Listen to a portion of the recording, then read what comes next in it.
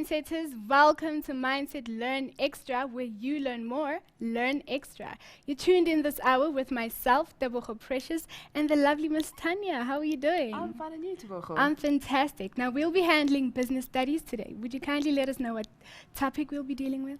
So today we're going to be looking at ethics and professionalism, and it's going to be a Okay. mixture. There's a very fine line, so it's going to be interesting going between the two of Yeah, I them. can imagine ethics. And, mindsetters, don't forget, you know the drill by now. Facebook.com/learn extra, mindset learn/live. That is where you post all your questions, all your queries, your comments, you interact with us. Tanya, I'm going to let you go prepare for a while, Okay, while I still remind them a little bit What's- about what they need to do. awesome. Okay, see you guys now. Okay, so you guys are pretty clued up on that. Facebook.com/learn extra, mindset learn/live is where you need to be at right now. Tanya, you ready? Yes. Cool. Take it away, please. Awesome. So, grade 12s, like I said, today we're going to be looking at ethics and professionalism. Now, there's a very fine line between the two of them. And if you think back to all the life orientation you've done, you should have done some stuff on morals and values, things like that. And what we're going to be looking at today is specifically taking what ethics are, which is doing right and wrong, and we're looking at right and wrong, and applying it to business. Now, you can imagine issues like being moral and ethics and professionalism is very important in business, and it will affect their sustainability as well as just their general business practices. So let's have a look. The first thing we're going to do is look at what business ethics involves. So what does it mean to be ethical in the business sort of setting? So the first thing, would be, so it is fair practice with employees and customers. So what that means, not only are you supposed to be ethical with your employees, you need to be ethical with your customers. So if you are planning on selling them goods, and if it's second-hand goods, for example, you need to let them know that this is second-hand, because that's treating them in the correct manner. And your employees, that would be things like making sure that you pay them on time, that you pay them correct amount, minimum wage issues, things like that. The next part to business ethics would be corporate social responsibility. Now, corporate social responsibility, remember, would involve looking after the community, looking after animals, as well as just looking after the environment. So remember, CSI or CSR.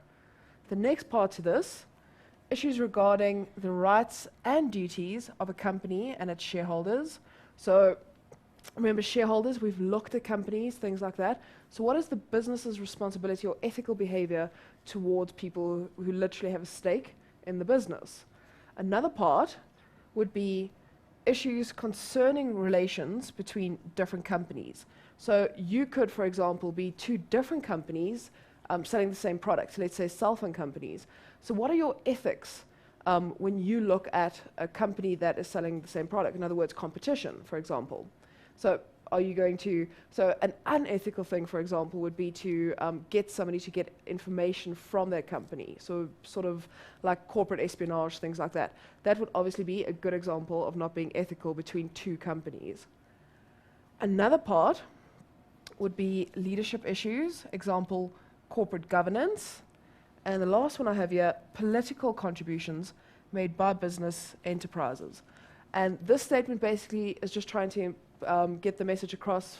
If your company is affiliated to politics in any way, how much money are you spending on it, and what political influences does it have? And that does become that becomes an ethical issue.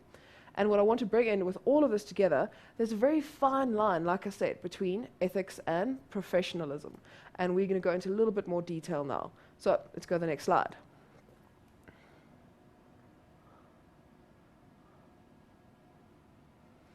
So, like I said, what are we going to be looking at now? What is the relationship between ethics and professionalism? And before we can do that, really, let's quickly I want to give you guys a definition so that you know exactly what it means when I say ethics. So, ethics refers to a set of values that are morally acceptable in society, which defines right, good, and fair actions. So ethics literally looks at what is right and good, and also, which I didn't add in there, which is, so what is right and good, and whether you're actually going to act on it? So are you going to do the right thing? So keep that in mind. So what we looked at now was ethics in general. What I want you to focus on, and this is very important obviously because we're doing business, what are business ethics?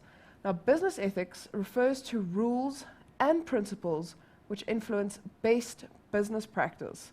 So businesses develop their own code of ethics for best practice.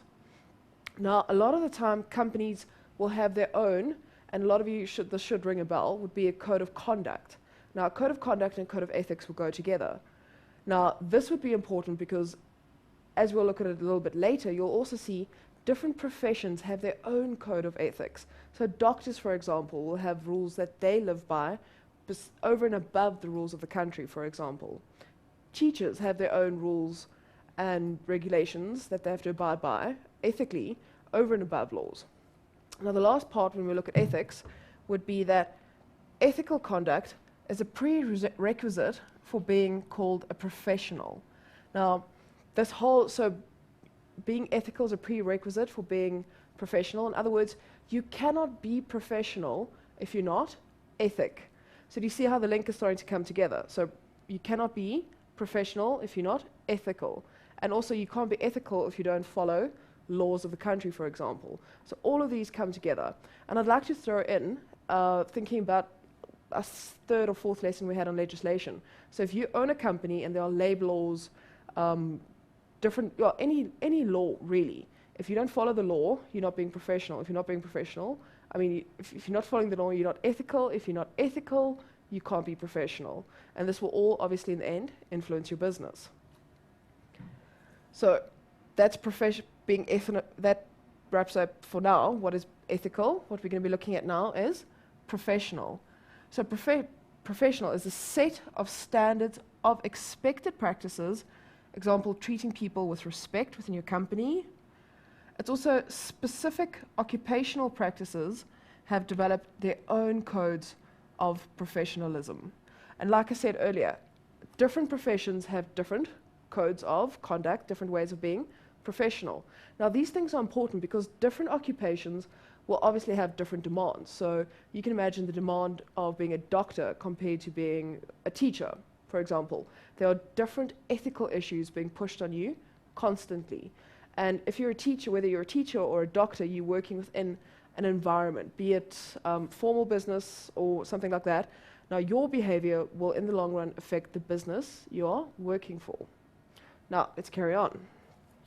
Now, being professional means, so what does it mean to be professional? So it would be demonstrating appropriate behavior towards colleagues, supervisors, subordinates, and the public at large. So if you want to be professional, you should be professional throughout. So it should be with your co-workers, with your boss, and even clients. So there should be a set standard of behavior. What else does it mean to be professional? It would be avoiding the pursuing of personal agendas at the company's expense. An example of that would be you want to become a manager within the next 3 years. Now, for you to get to become a manager, you would have to do certain things. Now, when your personal goals get in the way of your company's goals, that's when it becomes a professional issue. So in theory, what they're saying here, your personal goals should be slightly aside to the company's goals in the long run for you to be deemed as professional. Another way to look at being professional would be representing your employer, co-workers, and yourself with dignity, very important. Another aspect, setting standards for expected practices. Example, treat people with respect. Can you see how there's a whole line forming here, or the whole same idea? And another one here, career practices that are developed. Example, professional dress. Now, professional dress is very important in the business world. If you're a business person, or different careers really, when you walk into an office and you look at the way somebody is dressed, it immediately creates an impression. Now, we've looked at reading body language and how body language influences people. So body language, remember, would be a subtle way of getting a message across. Professional dress is a very important thing. Think about if you go to a doctor and you arrive there and he's wearing slops, some shorts, torn t-shirt. You're going to walk in there and you're going to go, I don't know. And that is literally just because the way he's dressed. So professionalism and dress go hand in hand. Now, let's carry on. Appropriate behavior towards persons and positions of authority, co-workers, and the public. We've mentioned that. And it would also be another, what it means to be professional, that it's unprofessional to make promises and they are not adhered to. In other words, if you're in the business world and you promise to deliver so let's say your company creates different adverts and you told the company that you are doing the advert for that you will have it done on the 20th of June. 20th of June comes, the company expects you to have their work ready for them and you go, I'm so sorry, no, we didn't get to it. That is unprofessional, and possibly, if we go into a little bit more, it's not ethical because now you've let another company down and that will put their business behind. So it's keeping it's making and keeping promises is also it's a professional issue. The last part to this, most professionals have developed their own professional code, example, medical profession. And at times this code is stricter than the law. So literally, I'm just going off the bat here, but if you can become a doctor, you put down an oath, and like I said, you have your own code of being professional. Now, these codes, even though they might not be a law of the country, for example, but they are rules you need to adhere to as a doctor, for example, to be seen as a professional and eventually also in the long run, ethical. So I hope you guys are starting to get the difference between ethics and professionalism. So let's jump to the next slide.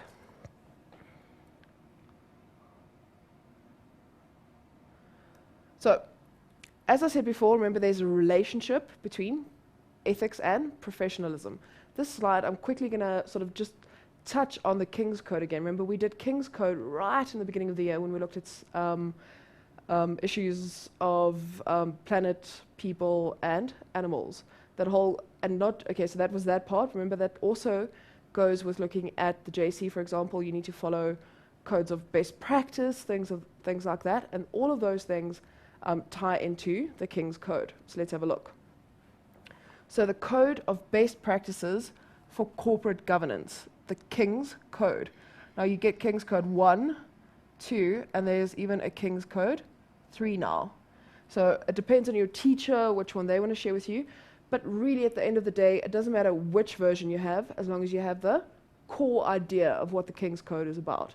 So, first part here, corporate governance refers to the way in which a company is governed. In other words, the way it is run. Now, it also explains the relationship between the company, its stakeholders, between the company and its stakeholders. In other words, their shareholders, customers, directors, etc. So literally, the King's Code and the corporate governance looks at the relationship between business, the people who work for them, as well as their clients. Another point here, Judge Mervyn King developed a code of best practice of corporate governance. Now, this code focuses on, this is very important, grade 12s.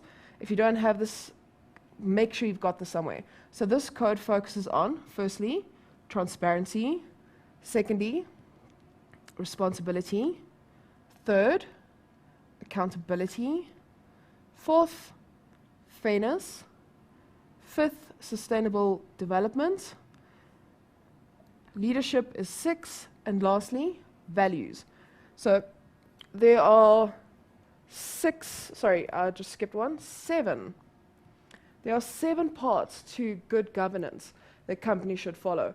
And if they adhere to this, or they at least aspire to go towards this, it will place their company in a position of being professional and ethical.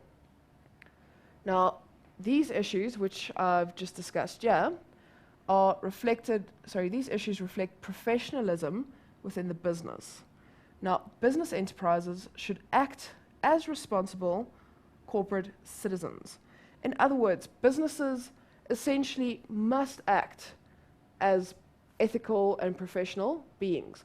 They're providing services, it involves money, and it creates a whole issue around exploitation, things like that, which we'll touch on a little bit later. But business must be ethical, really, at the end of the day. Now, this part here, ethical, responsible, and effective business practices include. So if you want to be a business that is ethical, all those things, now you know what you need to follow, but now we're looking at we're going to look at what it actually involves.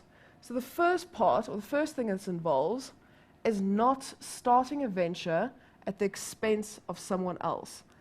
This point literally means you don't start a business or you don't start something new if it is going to be at the expense of another. In other words, if it's going to harm another person financially, in a non-competitive way. Obviously, businesses are cutthroat, and we all need to get into the market in different ways. But if it's going to hurt an entire community, if it's going to hurt an entire ecosystem, that is not ethical. So rather think of it, go with that rather. Hurting entire communities, the environment, things like that. Another way for business to be responsible would be taking care of the environment and society, like I just said. It would also be paying employees fair remuneration. In other words, for your company to follow this, you need to pay your workers according to legislation. So minimum wage, looking at how many hours are they working, are they getting medical aid, are they getting pension, are you treating your employees fairly? The last part, second last part, treating all your employees equally. Now, the nice thing with this is legislation has covered that, at least theoretically, where you're not allowed to discriminate on the basis of race, gender, age, sexual orientation, all those things. So the laws are in place, but literally you as a company need to make sure that you are treating everybody equally. And treating everybody equally would also mean paying people fairly. Remember in the past, men got paid more than women, for example, and that would obviously not be ethical now anymore. And the last part would be making sure that you're paying taxes to SARS. Now, some companies that are not ethical, for example, take cash, doesn't go through their books, SARS doesn't get it. But I'm going to go into SARS in a little bit more detail a little bit later. Should we go for a break? Yes, please. Well, thank you, Macmillan, for sponsoring this fruitful show. If you feel you've missed anything throughout the first segment of the show, feel free to just look for the show on YouTube and the notes on Facebook. They will be available, and we'll see you after the break.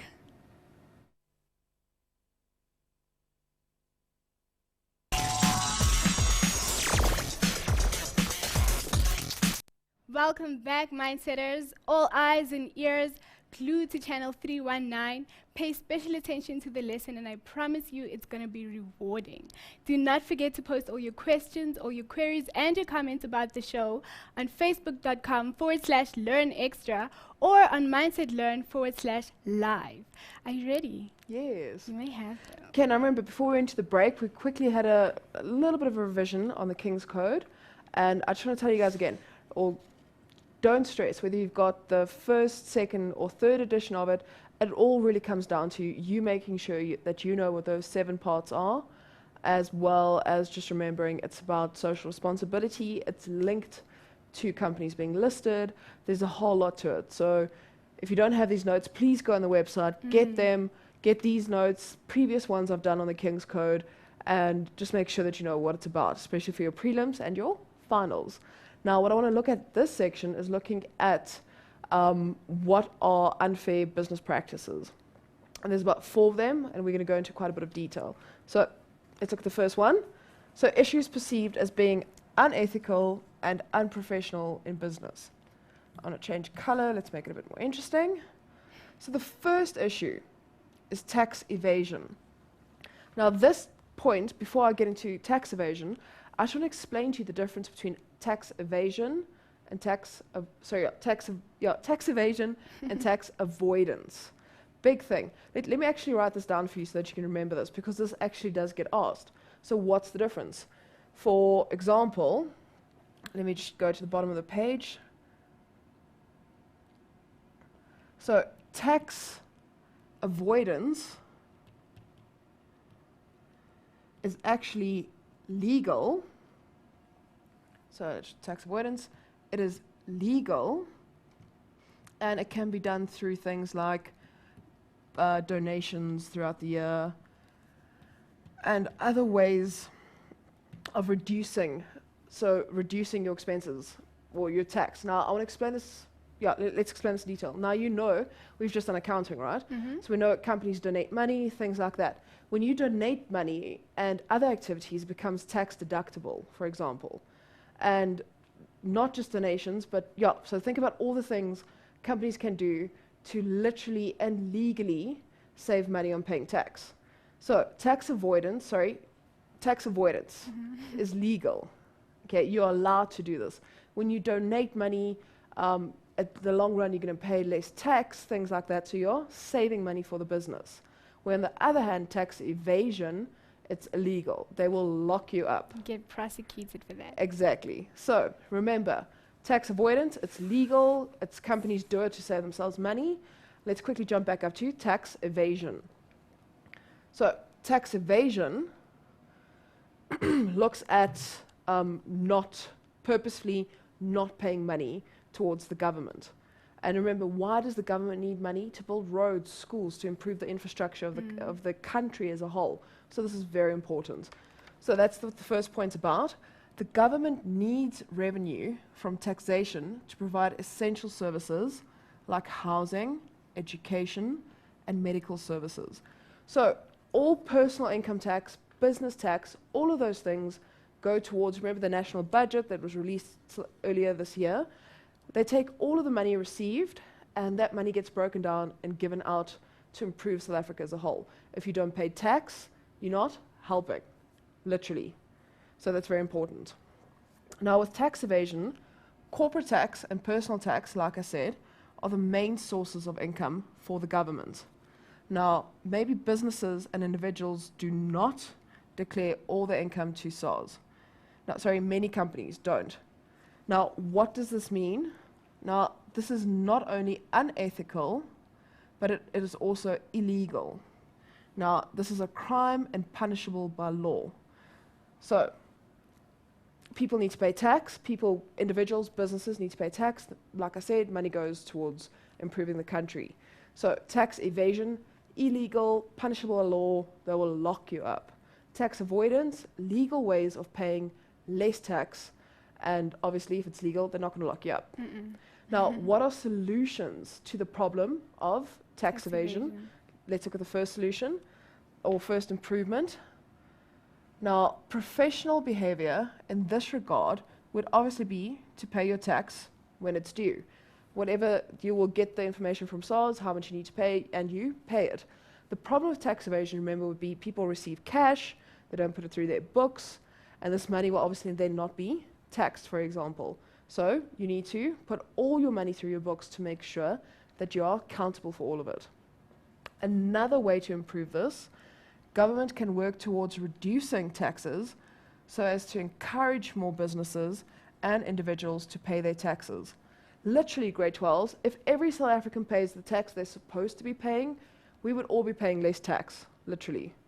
So if your business isn't paying tax, it's taking away, and it's actually just making the whole issue worse.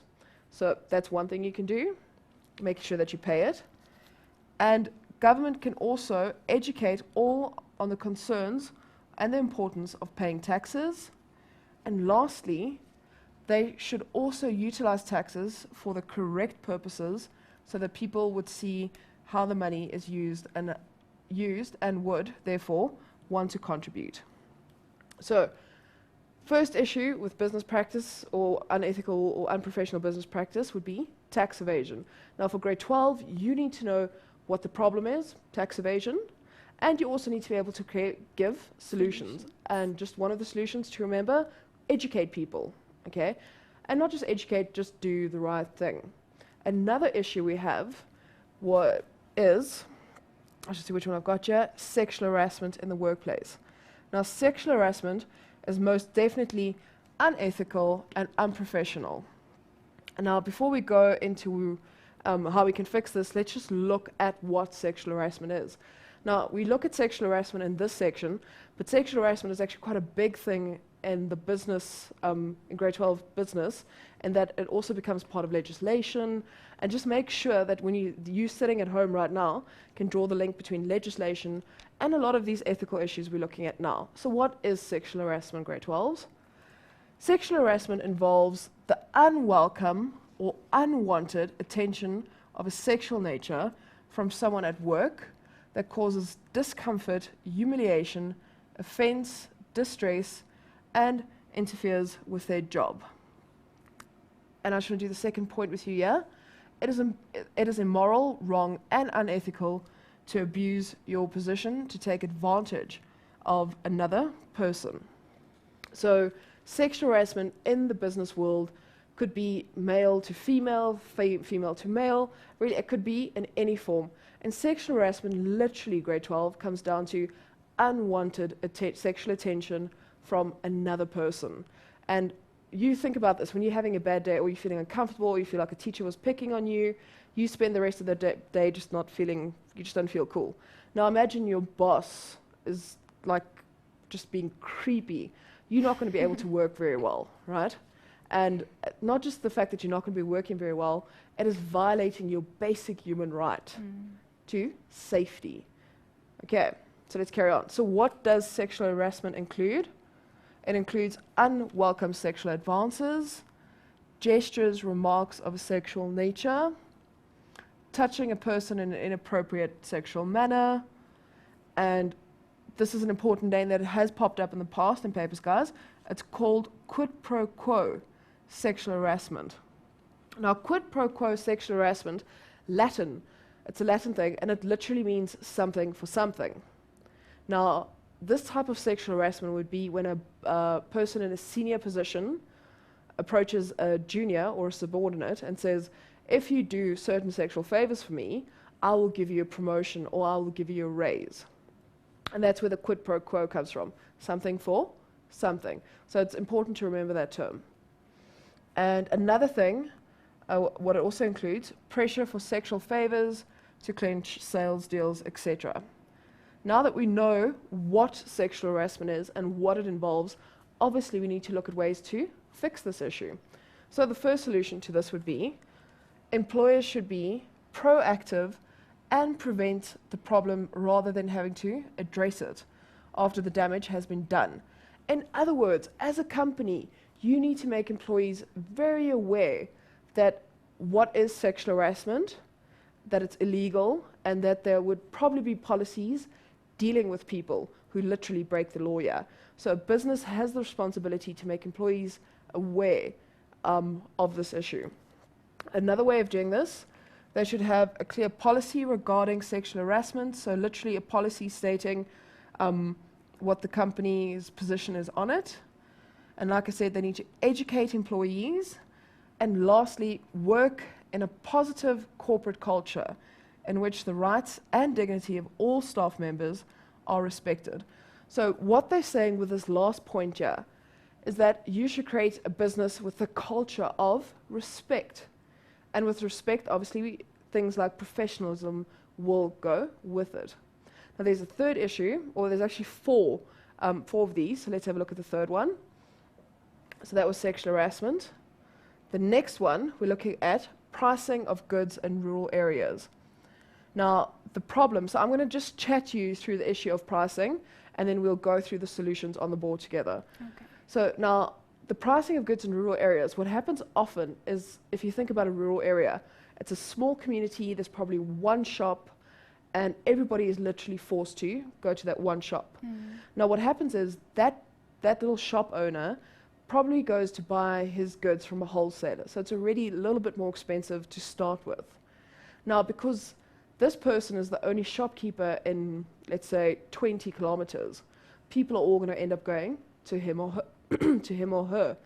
Now, what could happen is this person, if they're not ethical, they're going to go, you don't have a choice. I can charge you 20, let's make it ridiculous. I can charge you 40 Rand for 2 liters of milk. Now, we all, like, I'd be afraid of a lot of you at home, how much milk costs, but 40 Rand for 2 liters of milk is a lot of money. Now, why is this unethical? Because people don't necessarily have transport to go that far, And people, if it's in a rural area, a lot of people are unemployed or are unskilled laborers, so they don't have a lot of money to start with. Now, if you're a shopkeeper who's unethical, you're literally forcing those poor people to buy your expensive products. So you can see why that's definitely an issue.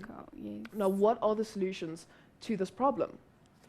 You can get all these notes on the website, guys, so don't stress. Everything I've said, it's over here, and you can grab these notes there. Now, let's look at the suggestions about the issue of pricing. Now, rural traders should be encouraged to be more ethical in their dealings. They should determine fair, market-related prices for their products. What is market-related? So market-related would be, what is the average price, for example, of 2-liter milk? You're going to laugh at me, but I'm not entirely sure how much it is either. I think it's around 18 bucks, 20 bucks maybe. So let's go on that. Let's say the market price is around 20 Rand. So if you're a shopkeeper in a rural area, you should make sure that you are in line with the 20 Rand. It could maybe be a slightly more expensive, let's say 22 Rand, but that is not exploiting the people in the area. And the last solution here would be keeping prices low, that they would benefit the business. So keeping prices low would benefit the business in the long run. What do I mean with that? If you continuously overprice your products, people will eventually find a way to get that same product at a cheaper price.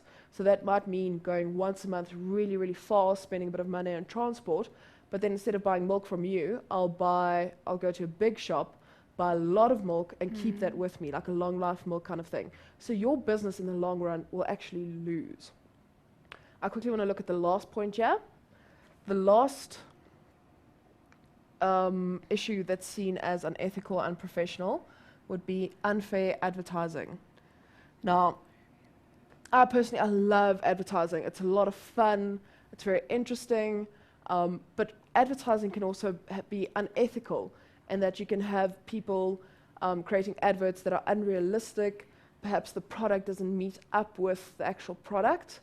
And issues like that will obviously be unethical. So let's have a quick look. I want to jump down to unethical advertising.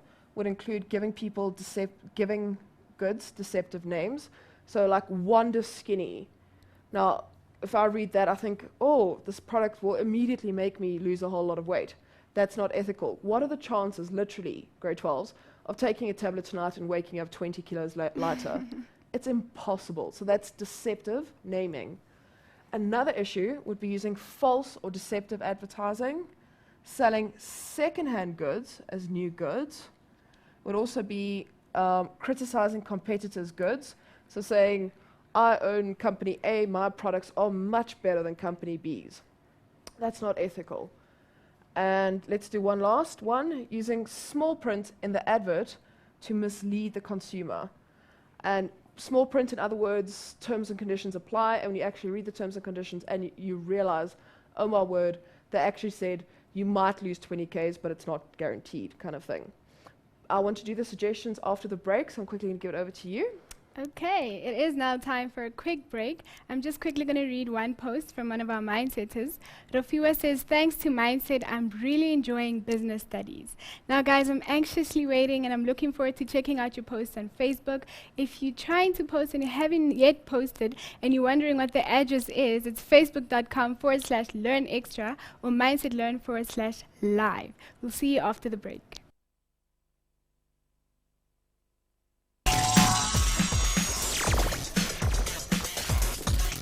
Welcome back, grade 12s. Yes, we are busy with business studies and unethical issues and, professionalism. If you feel you've missed something, do not forget we are available on YouTube and Facebook. You will get your notes from Facebook, and you can post your questions, your comments on www.facebook.com/learnextra or mindsetlearn/live.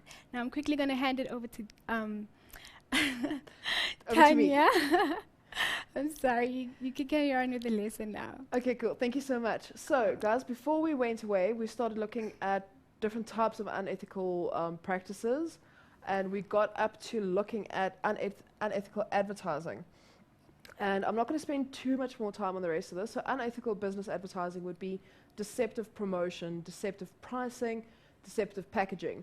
Often you go to the shops and you buy a packet of chips, and it's like this big, and you open it up and there's that much. Okay, that would be deceptive because the packaging gives the impression that there is more. So let's look at solutions to unethical advertising. The first solution would be all adverts should be in line with the ASA code, and all advertising should be legal, decent, and honest, as well as truthful. So literally, advertising will also really come down to the company. You as a company need to make a choice on where you stand ethically, professionally, or ethically more in this case. And if you want to be seen and act as an ethical business, your advertising, everything you do, needs to be ethical. Now, the last ethical issue I'm quickly going to touch on would be abusing work time. Now, abusing work time would literally involve, I'm just going to quickly, I jumped ahead. So there's unauthorized use of funds. Unauthorized use of funds would be, an example would be having a company petrol card, and you're supposed to fill your card for business purposes, and you fill it up for personal use. That would be an issue. What would the solution be? A company would have to have tight cost controls, perhaps a meter showing the kilometers you've done, and then you can become more accountable for what you're using it. And the last one I have here is the one I wanted to get to. I jumped to abusing work time. Abusing work time literally comes down to during the hours of, so I work between, let's say, 8 o'clock and 5 o'clock. Between 8 o'clock and 5 o'clock, besides my lunch break, I'm working for that company. I'm being paid for the hours I am there. So abusing work time would be doing personal things during working hours. Now, example of abusing work time would be making personal phone calls, sending emails, personal emails.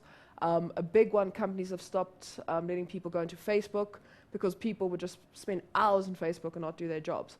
And what I want you to quickly have a look at, what are the solutions to people abusing work time?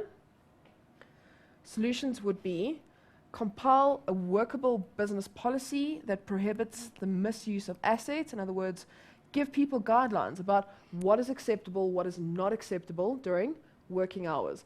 Let me do one last one. Disciplinary rules against offenders. So if you've made it very clear that people aren't, let's give an example. So another way of abusing work time would be you get an hour lunch break, and every day you come back, let's say an hour, 15 minutes, hour, 10 minutes, maybe hour and a half late. You're literally stealing those, after the hour, you're stealing that time from work. Now, your company could put a policy in place saying if you're late more than 3 times, you're going to get a disciplinary in the sense of a verbal warning, for example, and you actually just get strict with your employees. Now, this was my whole big thing today on ethics and professionalism. I want to do an activity with you guys. If you have your Macmillan textbook with you, you can quickly whip it out, do this activity with me. So let's have a look. The activity that I'm doing, it's on page 137. It's activity 4. So let's change pens to make it a bit more lively. So on page 137, activity 4. This is a case study that looks at ethical and unprofessional issues. Now remember, what do I tell you every week? If there's a case study or anything to read, you always grab your highlighter. So I'm going to do this with you. Let's quickly read through it. So Jerkins Cheese Factory. Now Mr. Jerkins recently opened a cheese producing plant which has now become quite successful. Now consumers love his product as it tastes really good. It is low in, as it tastes really good, it is low in prices and has a long shelf life. So these are really all the positive things about Mr. Jerkins Cheese Factory. However, Jerkins is adding various colorings and preservatives to the cheese and is not declaring it on the label. Remember, according to South African legislation, you have to put everything under the ingredients when you produce a product, so that people with allergies or anything are aware of what they are consuming. So this is the first thing that he's doing that's not ethical. Let's carry on. He's been getting away with this as he bribes the health inspector not to report him to the authorities. He has another issue. He's bribing an authority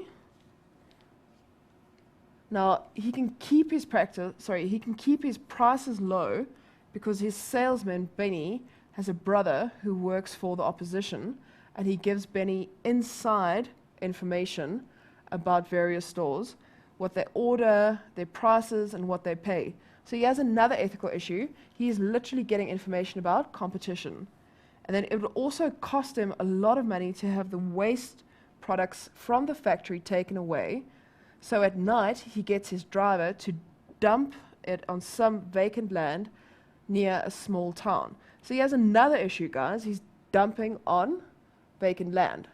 Now, he also repackages stock of cheese that are past their sell-by date, and then sells them to unsuspecting stores. So that's another ethical issue. The food is literally has its sell-by date. He goes, oh, I want to sell this. I'm just going to put a new sticker on it. Now, the last part here, the conditions at the factory are poor and the workers are very dissatisfied. Some workers have been fired without the employee following labor laws, and they're also getting really sick of Jerkins losing his temper and shouting at them all the time. So as you can see, this guy is doing a lot of things wrong. And I'm sure as I was reading through it, you can see both the ethical and professional issues. Now, before I go to the first question, we've done the case study. I quickly just want to look at the picture that comes with this case study as well. Now, very quickly, let's have a look here. So this is Jerkins Cheese Factory. So let's have a look. I saw Mr. Jerkins giving money to the health inspector. That's not on. I can't work from 6 a.m. to 6 p.m. anymore. That's a 12-hour shift, not necessarily correct if it doesn't have the correct, if he's not following the correct labor laws. There looks like there's some sexual harassment happening over here. This person looks really tired. There's clear hygiene issues there with that guy messing all over himself. We can see Jerkins here shouting at his employees, which isn't proper. And you can also see the place is pretty dirty. And it actually looks like this guy might be stealing.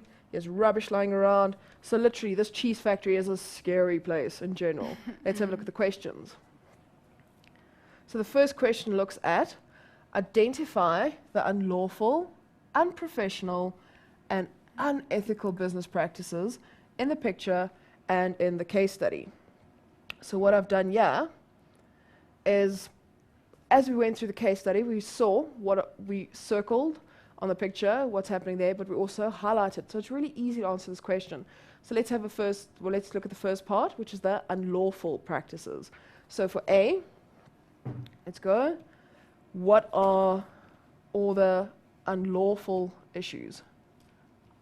I'm only going to do 2 with you guys today. If you can, try and do more by yourself. So what are the issues? What are the unlawful issues? Firstly, you are not allowed to dump on vacant land. So the first issue would be dumping. Another one would be that it's unsafe as well as a dirty work environment. Now, remember, if it's an unsafe or a dirty work environment, this could mean that the product gets contaminated, as well as workers getting sick. And again, I'm jumping back to labor relations. Remember, you, according to the law, have to make sure that your workers are healthy. So that's the first one, guys, unlawful activities. The second part of this question asked us to look at what are the unprofessional issues. So the unprofessional issues.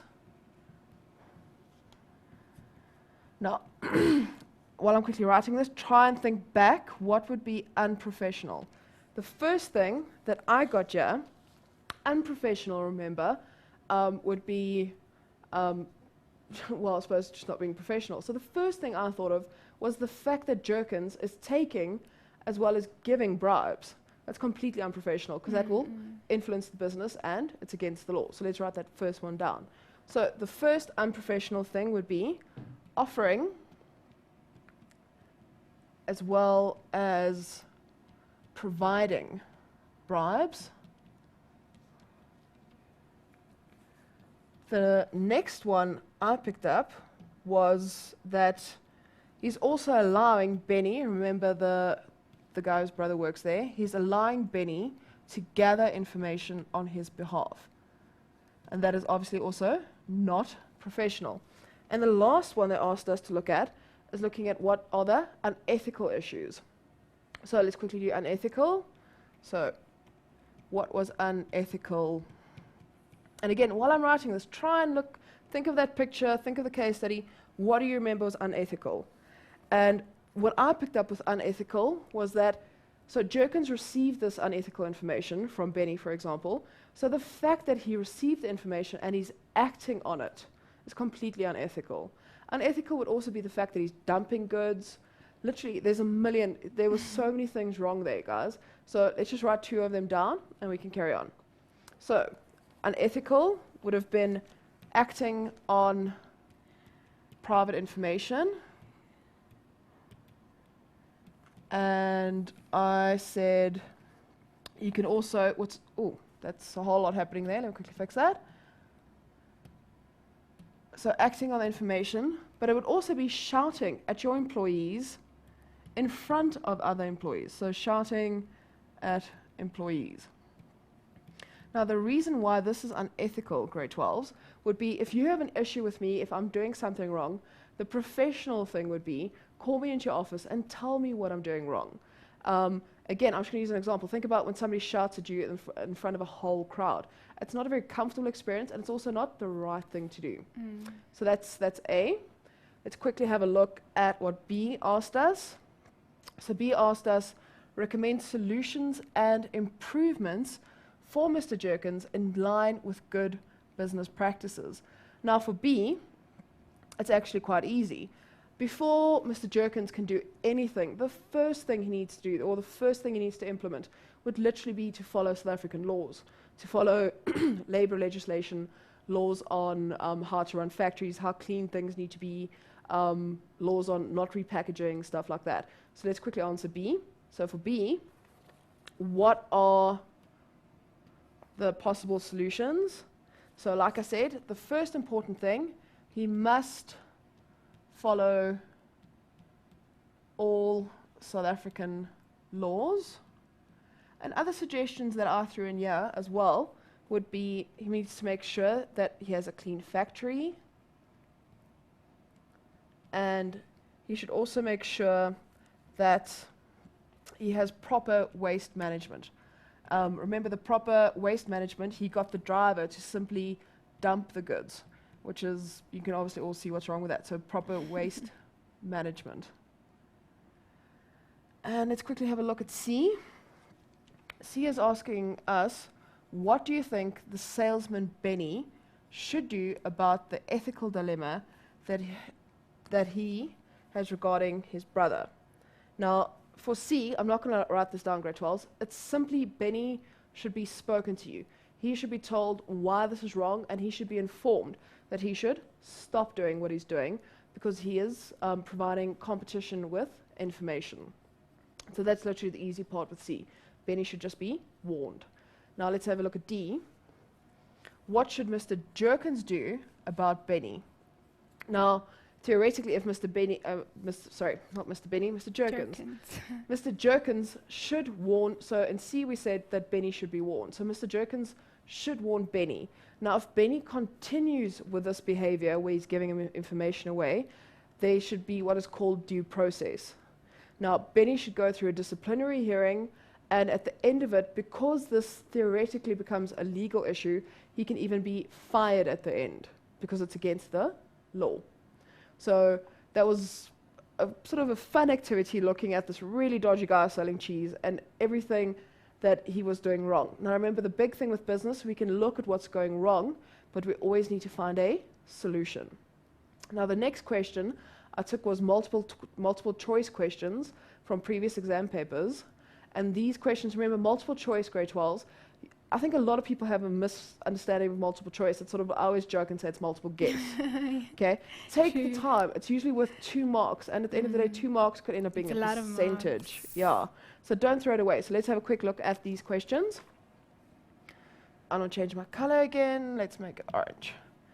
So the question was, which of the following would you regard, so let me underline with you, which of the following would you regard as an ethical business practice? Now remember what I've told you in the past, when you're going through these questions, go through in your mind, the first thing you should do is try and find the right answer. If you can't find the right answer, go through a process of elimination. So let's have a look at the first one. So the first one, so which one of the following would be regarded as ethical? So let's have a look at A. Price fixing between cell phone services and providers. That to me sounds pretty unethical. Let's have a look at B. Competitors working together to fix government tenders. The word fix is sort of giving it away. I think it's unethical. Let's have a look at C. Commercial banks fixing bank charges. Unethical. So before we actually even got to the answer, do you see how through the order of elimination we found the correct answer? So what is the right answer for this, grade 12s? So remember, what was the question? Which one of the following would you regard as an ethical business practice? And in this case, charging the same price for goods in urban and rural areas. So that was the first question. Now, let's go to question 2.2. And this one, let's try and do it slightly differently. Let's read the question and then try and find the answer before going through the deductions. So the monitoring of based business practice includes economical, environmental, and social issues. Now, this is largely due to, so the key words that are jumping out here, environmental, social, and economical. Immediately, I spoke about it earlier, those three things should tell you it should be part of the King's Code. So before you even look at the question, keep King's Code in mind and let's see if it's in the answers. So let's have a look. SWOT analysis doesn't really look like what I'm looking for. King's Code, this could be a possibility. General management, definitely not. And problem-solving techniques definitely have nothing to do with economics, environmental, or social. So for this question, we know the answer would be B. Nice and easy. Now, let's have a look at this one. Jumped around a bit, guys. So this part is literally just part of the don't stress. So an external factor that regulates the way in which businesses handle ethical challenges. So an external way that businesses can make sure what they're doing is correct. So external, in other words, it's an outside influence making sure the company is doing it correctly. So let's have a look. The first part here would be a company's mission statements. The second part here, government legislation. The third part here, safety and security legislation. And the last one here, company procedures. So I'm quickly going to ask what Tebogo thinks this is. So what is an external factor that will influence how business faces challenges? Wow. I haven't been concentrating on it. External, so it's outside. Oh, okay. Government legislation. There we go. Government, guys. Because remember, government influences from the outside in. Well done, Tebogo. Huh? So that would be B. I quickly want to do the rest of these with you. 2.4, which one of the following could be regarded as unprofessional, unethical?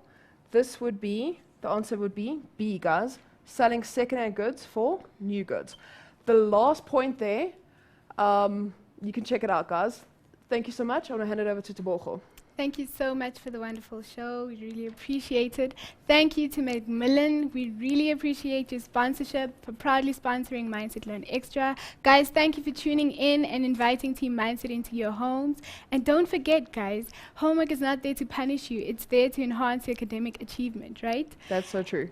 So do your homework, practice, study hard, and enjoy your studies. Thank you so much for tuning in, and good night.